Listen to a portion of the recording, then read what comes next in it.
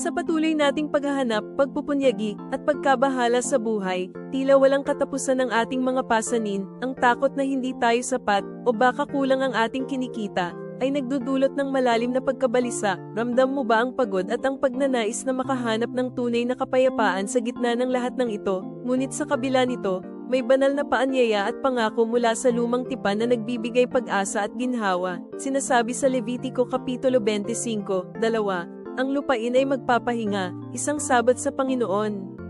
Ito ay malinaw na paalala mula sa Diyos na may sapat na biyaya at pagpapala siya. Hindi natin kailangang laging magmadali o mag-alala ng sobra. Sa kanyang kapahingahan, natututo tayong lubos na magtiwala. Tinuturo niya sa atin na bitawan ang pinangangambahan at yakapin ang kanyang sapat na biyaya at pagmamahal. Ang pag-ibig ng Diyos ay hindi nagkukulang, ito ay laging sapat, at sa kanya lang natin matatagpuan ang tunay na kapayapaan na hinahanap ng ating kaluluwa. Magpahinga ka sa kanyang pag-ibig.